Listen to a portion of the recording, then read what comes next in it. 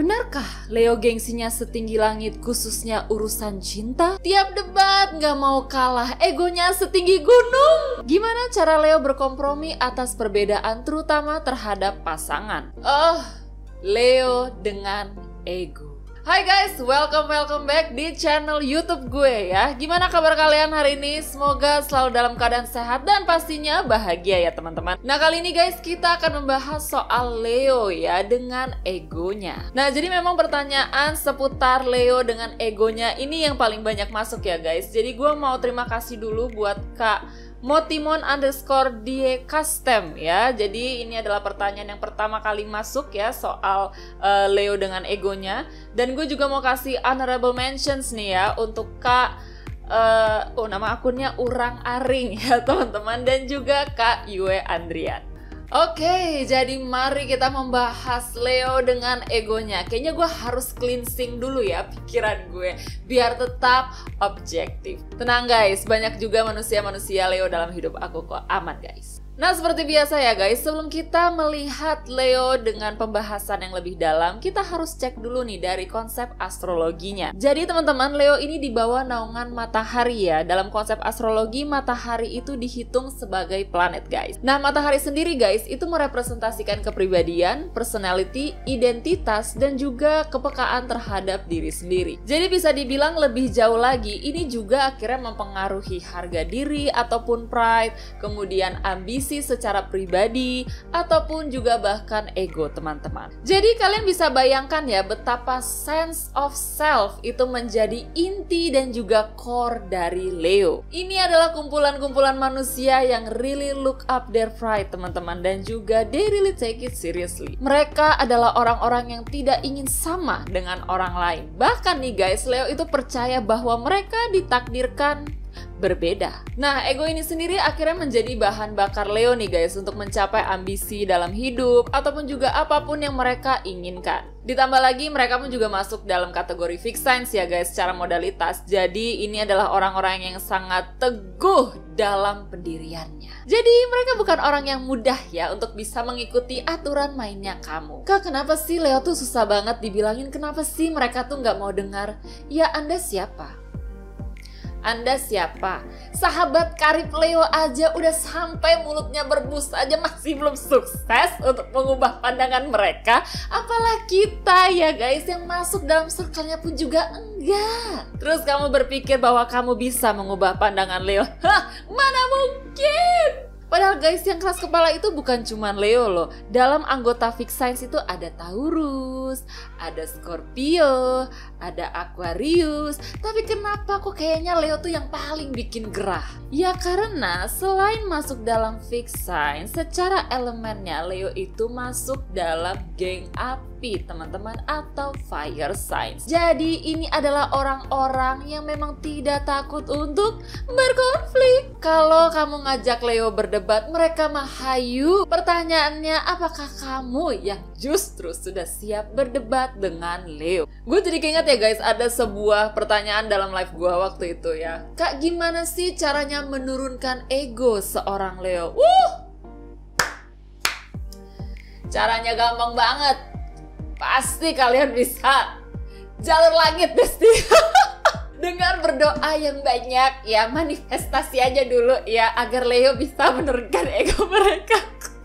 Maksud gue tuh bukannya nggak mungkin guys ya agar Leo tuh menurunkan egonya. Karena kalau ngomongin ego teman-teman, ini akan dikembalikan lagi ke sosok Leonya. Apakah dia mau merefleksi diri atau tidak, ataukah dia mau melihat kembali ke dalam diri dia atau tidak. Dan memang harus didasari dari keinginan diri sendiri. Karena kalau ngomongin Leo itu mereka punya ambisi menjadi yang terbaik teman-teman ya. Jadi permasalahannya terkadang Leonya itu kesulitan untuk memanage egonya mereka karena drive dan passionate banget gitu kan. Mereka melakukan apa yang mereka yakini, ditambah mereka juga keras kepala banget. Jadi terkadang mereka merasa bahwa mereka tuh yang paling benar.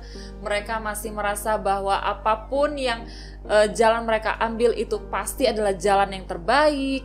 Ataupun juga bisa dibilang mereka masih merasa bahwa pusat dari dunia ini ya adalah tentang gue.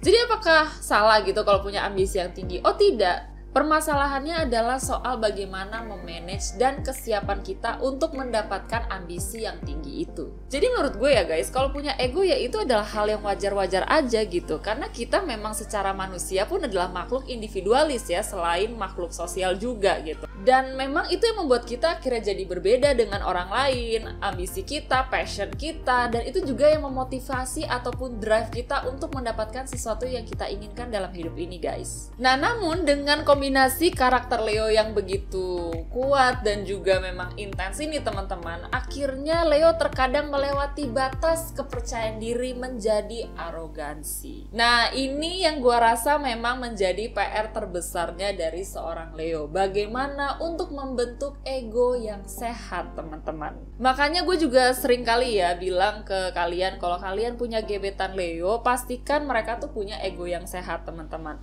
Kalau Leonya masih punya karakter yang semuanya adalah tentang aku, kalaupun aku salah itu berarti tetap lo yang harus minta maaf ke gue, lo yang harus bujuk-bujuk ke gue, lo yang harus datang ke gue. Please guys, tinggalkan. Kalian hanya akan buang-buang waktu kalian dengan orang ini. Dan gue masih belum berbicara soal Leo dengan drama ya teman-teman. Ya maybe mungkin bisa dibicarakan next time ya untuk di konten selanjutnya. Tetapi kalau kamu menemukan Leo dengan ego yang sehat,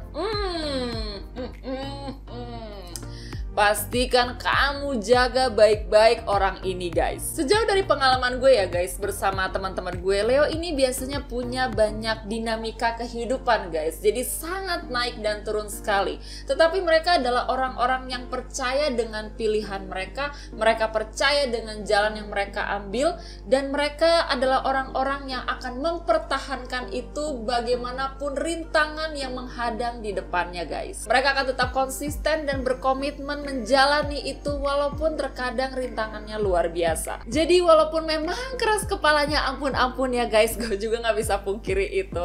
Tetapi Leo itu ingin menunjukkan apa yang menjadi jalannya dia teman-teman. Mereka ingin menunjukkan bahwa mereka tuh nggak asal bunyi. Makanya orang-orang Leo biasanya bekerja dengan sangat keras untuk mewujudkan hal itu guys. Jadi inilah yang membuat Leo itu sangat menginspirasi dan lahirlah sebuah karisma teman-teman.